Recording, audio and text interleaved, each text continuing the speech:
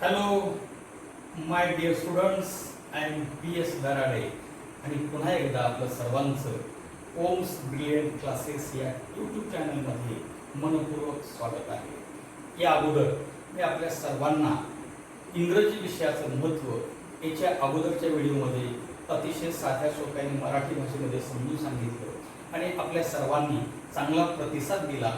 त्याच्यानंतर मी तुम्हाला याच्या अगोदरही सांगितलं होतं की यानंतर मी तुम्हाला इंग्रजी विषय शिकण्यासाठी ज्या ज्या गोष्टी गरजेच्या आहेत एवढंच नाही तर इंग्रजी विषयामध्ये सर्वसामान्य मुलांना नेमक्या कोणत्या अडचणी येतात याविषयी नेमके जे जे काही भाग महत्त्वाचे आहेत याविषयी आपण चर्चा करणार आहोत आणि मी तुम्हाला अतिशय साध्या सोप्या आणि मराठी भाषेमध्ये समजून सांगण्याचा प्रयत्न करणार आहे. इंग्रजी विषय शिकायचा आहे तर मराठी भाषेत मराठी माध्यमातून आपल्याला शिकायचं आहे आणि आपले सगळे मराठी माणसं असल्यामुळं मराठी विद्यार्थी असल्यामुळं आणि आपल्या महाराष्ट्रीयन मुलांना खास करून इंग्रजी विषयाची अडचण येते म्हणून तुम्हाला आपल्या मातृभाषेमध्ये हे समजून सांगण्याचा प्रयत्न करणार आहे. विद्यार्थी मित्रांनो, एक म्हण आहे, प्रॅक्टिस मेक्स मॅन परफेक्ट असं म्हटलं जातं. म्हणजे माणसाला परिपूर्ण बनायचं आहे तर सराव केला पाहिजे, प्रॅक्टिस केली पाहिजे आणि याच्या अगोदर आणि याच्या नंतरही तुम्हाला मी जे शिकवणार आहे सांगणार आहे याचा सराव जरूर करण्याचा प्रयत्न करावा.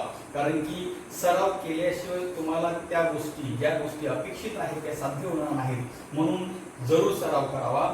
तर या नवीन व्हिडिओमध्ये तुम्हाला इंग्रजी विषयाच्या बॉडीची ओळख करून देणार आहे.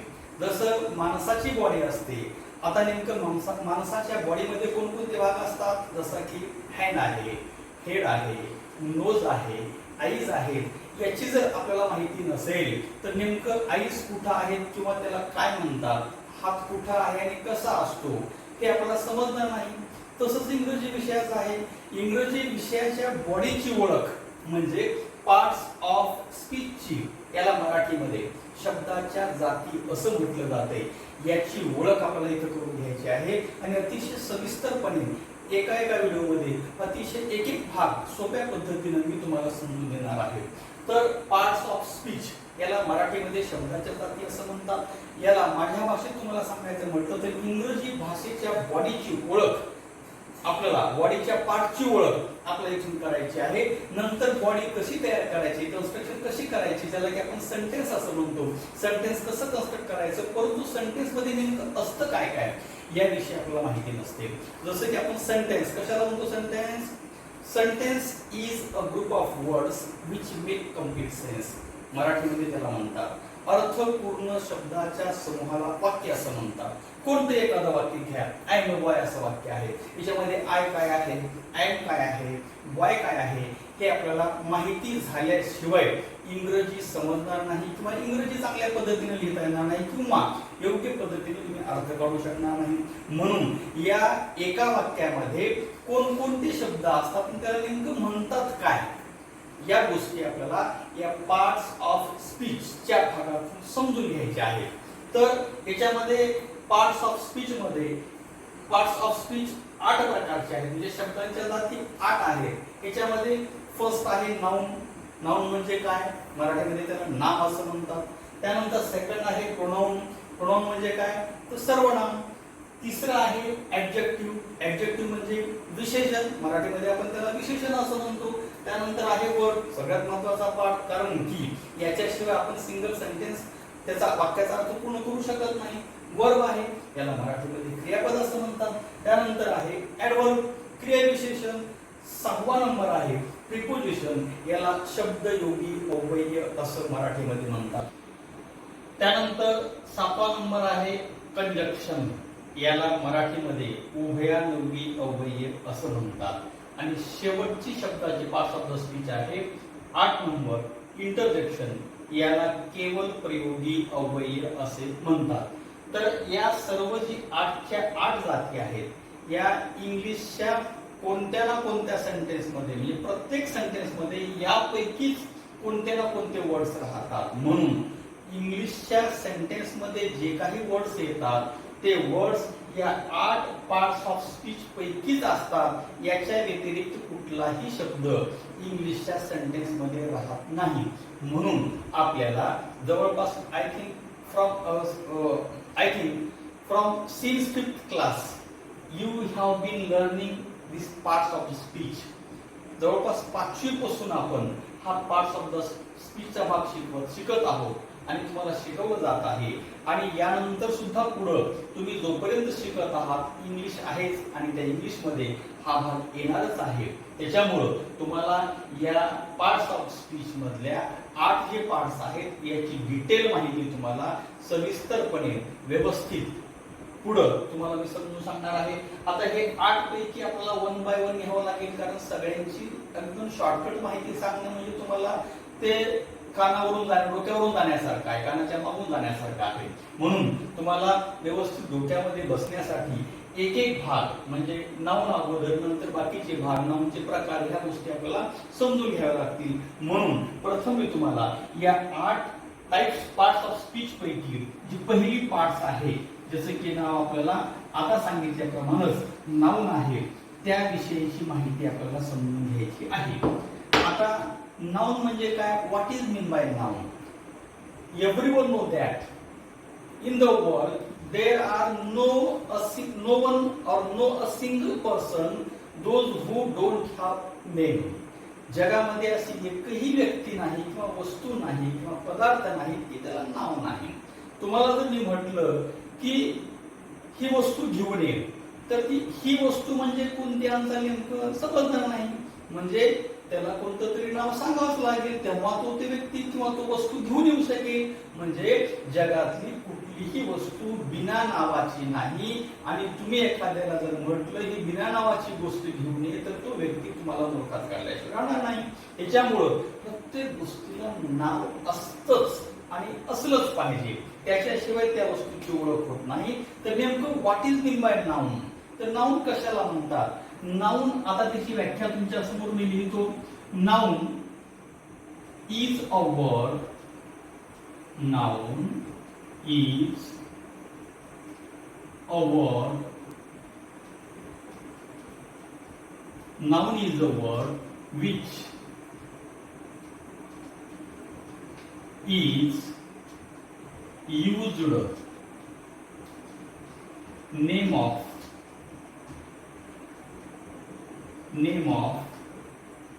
person,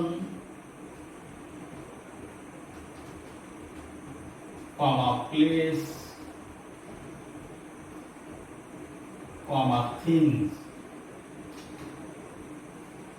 things. Things प्लुरल पण करू शकतो आपण. Noun is a word which is used name of person, place और थिंग्स. इथं और घेऊ आपण, और things, that is called noun. तर ही नाउनची व्याख्या आहे. आता नाउनची आणखी शॉर्टकट व्याख्या सांगायचं म्हटलं तर noun is a naming word.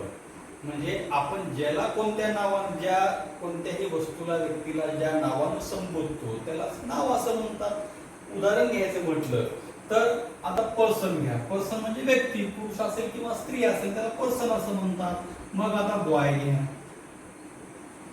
किंवा गर्ल घ्या किंवा ॲनिमल घ्या किंवा टीम घ्या किंवा सिटी घ्या, विलेज घ्या, प्रॉपर नाव घेऊ शकता. म्हणजे तुम्ही रामा घ्या, राधा घ्या. All these are the examples of noun. हे सगळे नावाचे एक्झाम्पल आहेत. आणि विशेष कुठली व्याख्या आपल्याला पाठ करायची आहे, इंग्लिश मध्ये करा आणि सोबत सोबत मराठीमध्ये समजून घ्या.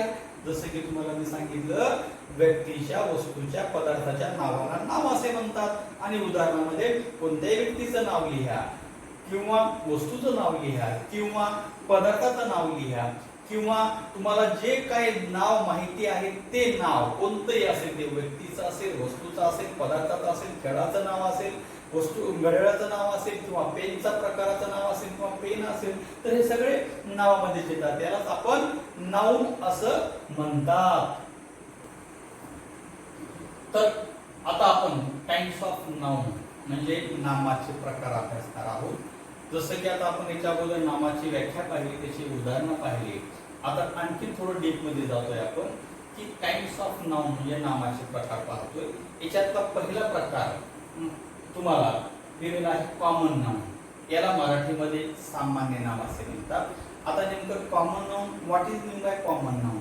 Common noun is a name which is given in common to every person, place or a thing of the same class.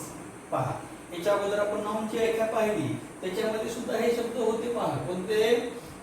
Person, place और थिंग हे शब्द तिथं पण होते आणि इथं पण ते पर्सन, प्लेस, थिंग हे शब्द आलेले आहेत. म्हणजे सामान्य नाम म्हणजे खऱ्या अर्थाने सांगायचं म्हटलं तर जे नाम सर्वसाधारणपणे एकाच प्रकारच्या वस्तूसाठी, व्यक्तीसाठी, वर्गासाठी वापरलं जातं त्याला आपण सामान्य नाम असं म्हणतो. उदाहरण सांगायचं म्हटलं तर बॉय, जी की आपल्या सगळ्यांच्या परिचयाचा आहे. बॉय, बॉय म्हणजे कोणत्याही मुलाला आपण बॉय ह्या नावानं संबोधू शकतो, म्हणून ते कॉमन नाउन आहे. दुसरं उदाहरण घेऊ, गर्ल, GIRL, गर्ल, कोण्याही मुलीला आपण गर्ल म्हणू शकतो, नाही का? त्यानंतर मॅन घ्या, कोणत्याही वयस्कर माणसाला किंवा वय नसलेल्या माणसाला आपण मॅन म्हणतो. मॅन म्हणजे माणूस, कोणत्याही माणसाला आपण मॅन म्हणू. तसंच वुमन आहे. किंवा डॉग घ्या, डॉग म्हणजे कुत्रा, कोणत्याही कुत्र्याला मग ते काळा असो, कोणत्याही वेगवेगळ्या जातीचा असो त्याला आपण कुत्रा म्हणू शकतो. म्हणजे कुत्रा हे काय झालं? डॉग हे कॉमन नाउन झालं. त्यानंतर घ्या आणखी कोणतं? स्कूल घ्या, स्कूल, कोणत्याही शाळेला आपण स्कूल म्हणू शकतो. व्हिलेज घ्या, VILLAG, सिटी घ्या, होम घ्या किंवा हाऊस घ्या किंवा टाउन घ्या, ट्री घ्या, एनिमल घ्या, फ्रूट घ्या, रिव्हर घ्या. All these are the examples of common noun. हे सगळेच एक्झाम्पल सामान्य नावाचे उदाहरण दिसून येतात. या कुठल्याही जेवढे आपण एक्झाम्पल पाहिलेले आहेत या एक्झाम्पल मध्ये जसं की बॉय कोण्या मुलाला आपण मुलगा म्हणू शकतो, गर्ल कोण्या मुलाला मुलगी म्हणू शकतो, कोणत्याही माणसाला माणूस म्हणू शकतो, डॉग कोणत्याही प्रकारच्या कुत्र्याला आपण डॉग म्हणू शकतो.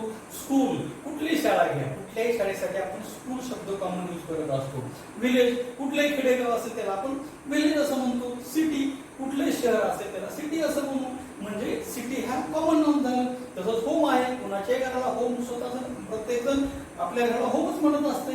टाउन, छोटं शहर आहे त्याला टाउन असं म्हणतात. टाउन कोणत्याही छोट्या शहराला टाउन असं म्हणता येईल आपल्याला. ट्री, कुठले झाड घ्या, म्हणजे ट्री असेल, एनिमल असेल, फ्रूट असेल, रिव्हर असेल, टीचर असेल. All these are the examples of common noun. So I think that you can easily understand the examples of common noun. Please try to do practice at your home after knowing what is meant by common noun and its example. तर तुम्हाला ही सगळी माहिती भेटल्यानंतर म्हणजे common noun कशाला म्हणतात आणि त्याचे एक्झाम्पल कोणते आहेत हे लक्षात आल्यानंतर तुम्ही तुमच्या घरी वेगवेगळ्या प्रकारचे एक्झाम्पल्स घेऊन किंवा एक्झाम्पल्स शोधण्याचा प्रयत्न करा आणि प्रॅक्टिस करा.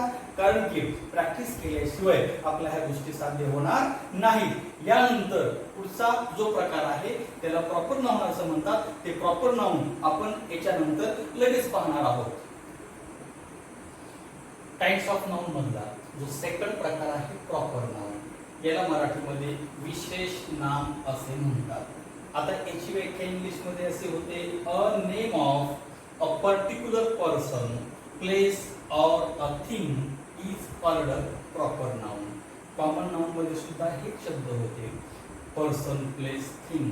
म्हणजे ते जवळपास व्याख्येमध्ये समानता तुम्हाला दिसून येते की एखाद्या विशिष्ट व्यक्तीच्या, वस्तूच्या, पदार्थाला जे खास असं नाव दिलेलं आहे, विशेष असं नाव दिलेलं आहे त्याला विशेष नाम असे म्हणतात.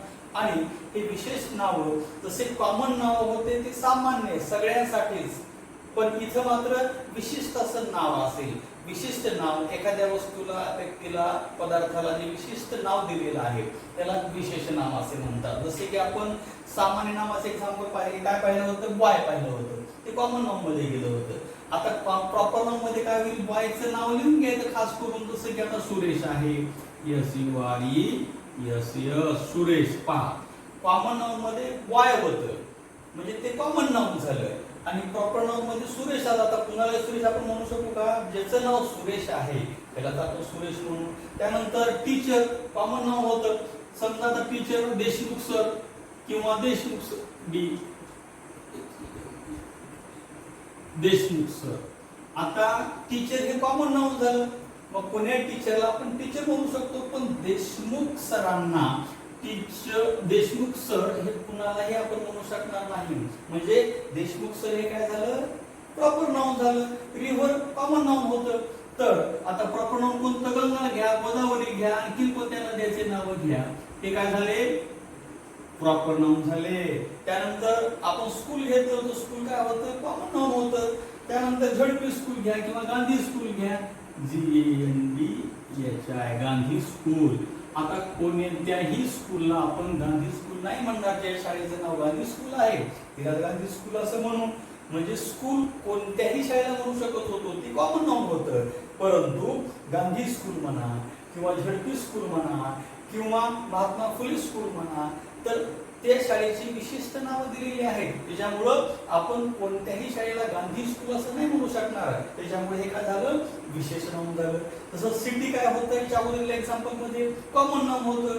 पण भंडारा म्हटलो आपण किंवा लातूर म्हटलो, भंडारा, लातूर.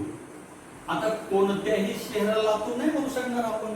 तो सिटी मात्र कोणत्या शहराला म्हणू शकतो? म्हणजे सिटी काय होतं? कॉमन नाम होतं. पण भंडारा किंवा लातूर हे कोणत्याही शहराला म्हणत नाही. विशिष्ट अशा शहरालाच आपला भंडारा किंवा लातूर म्हणावं लागेल. त्याच्यामुळे भंडारा, लातूर हे काय झाले? प्रॉपर नाउन झाले. त्याच्यामुळं आता असे बरेच एक्झाम्पल आपण घेऊ शकतो जी की सामान्य नाम आणि विशेष नाव या दोन्हीतला फरक तुम्हाला सहजरित्या लक्षात येऊ शकतो. जसं आपण टीचरचं उदाहरण घेतलं, एखाद्या स्त्रीचं उदाहरण घ्या किंवा एखाद्या माणसाचं उदाहरण घ्या. अगोदर आपण मॅन म्हटलं, मॅन कॉमन नाउन होतं. पण ते जर आपण रामनाथ घेतलं, रामनाथ, तर रामनाथ आपण कुणालाही म्हणू शकणार नाही. ज्याचं नाव रामनाथ आहे त्यालाच आपण रामनाथ म्हणू शकतो. म्हणजे रामनाथ काय झालं? प्रॉपर नाउन झालं. तर मॅन काय होतं? कॉमन नाउन होतं. तर या दोन्हीतला फरक तुम्ही सहजरित्या समजू शकता की कॉमन नाउन नेमकं कसं होतं आणि प्रॉपर नाउन कसं आहे. कॉमन नाउन ते सर्वांसाठी, पूर्ण ग्रुपसाठी वापरलं जाणार ते कॉमन नाउन होतं, आणि एका विशिष्ट व्यक्तीसाठी, विशिष्ट पदार्थासाठी, विशिष्ट शहरासाठी, विशिष्ट घरासाठी, विशिष्ट शाळेसाठी जे खास असं नाव दिलेलं आहे त्याला आपण प्रॉपर नाउन किंवा विशेष नाव असं म्हणतो. आता यानंतर तुम्हाला ह्या दोन्हीतला फरक सहजरित्या समजला असेल. आता याची आणखी खासियत तुम्हाला मी सांगणार आहे. आणखी स्पेसिफिक काय याच्यामध्ये? तर जे कॉमन नाउन होते जसे की बॉय, जसे की मॅन, जसे की सिटी, कॉलेज, तर हे सिंग्युलर आणि प्लुरल दोन्ही असतात. म्हणजे कॉमन नाउनचं प्लुरल करता येते, सिंग्युलर पण राहते आणि प्लुरल पण राहते. परंतु प्रॉपर नाउन हे नेहमीच सिंग्युलर असतात, म्हणजे एकवचनी असतात.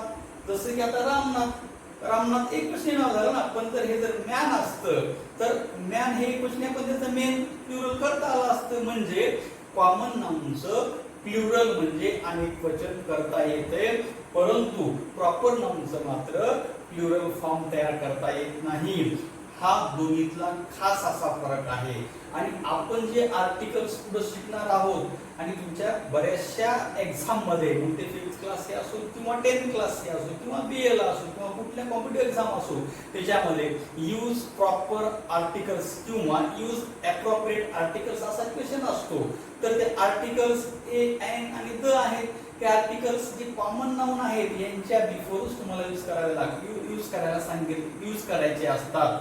हा दोन्हीचा डिफरन्स. जसं की तुम्हाला आता सांगितला, कॉमन नाउनचं प्लुरल होतंय परंतु प्रॉपर नाउनचं मात्र प्लुरल होत नाही.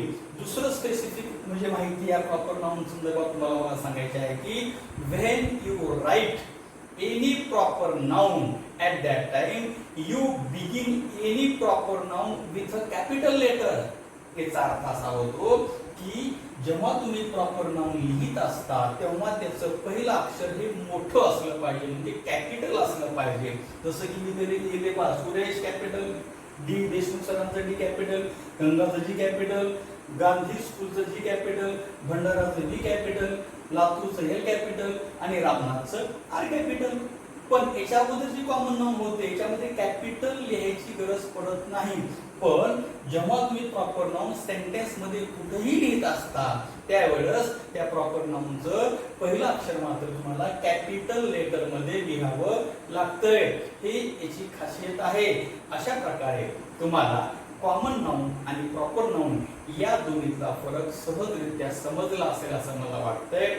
आता दोन्हीचा फरक समजल्यानंतर तुम्ही याचे बरेचसे एक्झाम्पल मनाने लिहिण्याचा प्रयत्न करा, प्रॅक्टिस करा. कारण की आपल्या आई वडिलांना आपली फार काळजी असते. माझा मुलगा शिकला पाहिजे, मोठा झाला पाहिजे आणि तो मोठा म्हणजे एक अधिकारी बनला पाहिजे असं प्रत्येक आई वडिलाचं स्वप्न असतं. ते स्वप्न पूर्ण करण्याची जबाबदारी आपल्यावरती आहे. म्हणून विद्यार्थी मित्रांनो, मला तुम्हाला सांगावंसं वाटतं, कोरोना काळामुळे आपला बराचसा अभ्यास बुडालेला आहे. आपण बऱ्याचशा गोष्टी विसरून गेलेल्या आहोत. त्याच्यामुळं त्या गोष्टीचं रिमेंबरिंग पुन्हा करायचं आहे, स्मरण करायचं आहे. आणि आपले आई वडील आपल्यासाठी कितीतरी कष्ट करत आहेत, घाम गाळत आहेत, मोठ्या अपेक्षेने तुम्हाला शिकवत आहेत, चांगल्या शाळा कॉलेजेसमध्ये घालत आहेत. त्याच्यामुळं त्यांच्या अपेक्षा पूर्ण करण्यासाठी आणि आई वडील जे सांगतात ते आपण नेहमी ऐकण्यासाठी सज्ज असलं पाहिजे. कारण तुम्हाला मला हे सांगावंसं वाटतं, जे मुलं आई वडिलांचं ऐकतात तेच मुलं शिक्षकांचं सुद्धा ऐकत असतात. म्हणून आई वडिलांचा प्रत्येक शब्द आपण ऐकण्याचा प्रयत्न केला पाहिजे, इव्हन ऐकलाच पाहिजे. कारण की आपले आई वडील नेहमी आपल्या फायद्याच्या गोष्टी सांगत असतात, आपल्या प्रगतीच्या गोष्टी सांगत असतात, आपल्या विकासाच्या गोष्टी सांगत असतात. कारण कोणत्याही आई वडिलाला असं वाटत नाही की माझा मुलगा शिकला नाही पाहिजे. प्रत्येक आई वडिलाला वाटतंय माझा मुलगा शिकला पाहिजे. आणि एकमेव आई वडील आणि गुरु जे टीचर असे असतात की प्रत्येक गुरुला आणि प्रत्येक आई वडिलाला वाटते की माझा मुलगा किंवा माझा विद्यार्थी माझ्यापेक्षाही मोठा झाला पाहिजे. म्हणून त्यांच्या अपेक्षा आपल्याला पूर्ण करायच्या आहेत. म्हणून हा जो भाग मी तुम्हाला सांगितला तो भाग तुम्ही स्वतः प्रॅक्टिस करा. Let's see next time. Third number collective noun. तर आता आपण तिसरा प्रकार, नाउनचा तिसरा प्रकार पाहतोय, त्याला म्हणतात कलेक्टिव्ह नाउन. त्याला मराठीमध्ये म्हणतात समूहवाचक नाउन. याची इंग्रजीमध्ये व्याख्या किंवा माहिती अशी आहे, a collective noun denotes a group of similar persons, animals और थिंग्स. याचा अर्थ होतो समान प्रकारचे वस्तू, व्यक्ती, पदार्थ यांचा जो समूह असतो त्याच्यासाठी जे नाव दिलेलं असतं त्याला काय म्हणतात, कलेक्टिव्ह किंवा समूहवाचक नाम असे म्हणतात.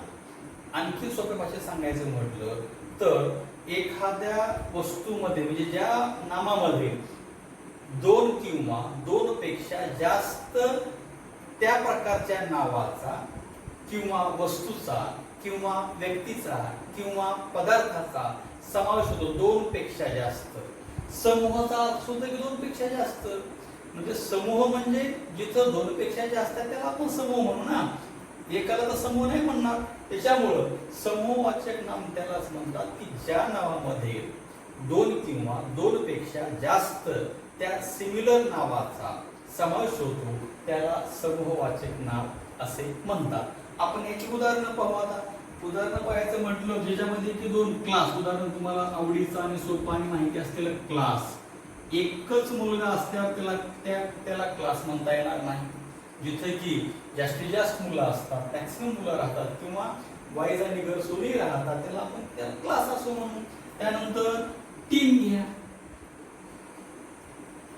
आता एकच विद्यार्थी आहे तर एक संघामध्ये तर त्याला टीम नाही म्हणता येणार. दोन पेक्षा जास्त मुलं जिथं असतील त्याला आपण टीम म्हणू.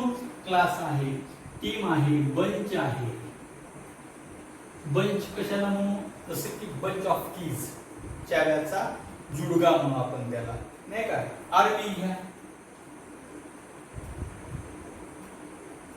तर हे जे आपण उदाहरण घेतलेले आहे, या उदाहरणामध्ये आपण सहजरित्या समजू शकतो की खऱ्या अर्थाने याच्यामध्ये दोन किंवा दोन पेक्षा जास्त नावाचा समावेश होत असतो, म्हणून त्याला आपण काय म्हणतो, समूहवाचक नाव असे म्हणतो. फ्लॉक घ्या, आणखी एक्झाम्पल पाहिजे तर फ्लॉक पाहू. फ्लॉक म्हणजे काय, थवा, पक्ष्यांचा थवा.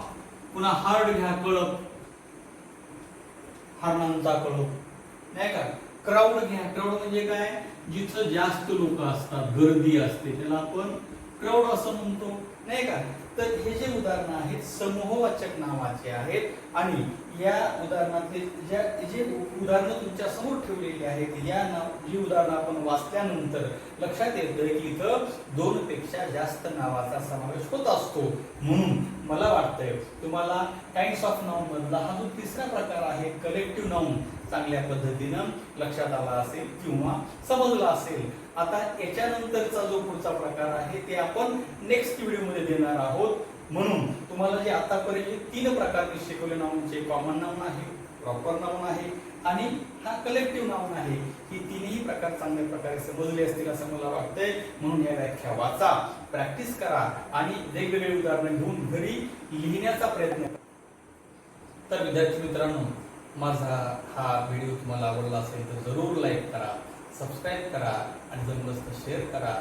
आणि याच्यानंतर हा जो काइंड्स ऑफ नाउन्स आहे त्याचा कंटिन्यू प्रकार नेक्स्ट व्हिडिओमध्ये तुम्हाला मी देणार आहे. त्याच्यामुळं तर तुम्हाला पुढील व्हिडिओ पाहायचा असेल तर बेल आयकॉनला प्रेस करायला विसरू नका. Thank you very much.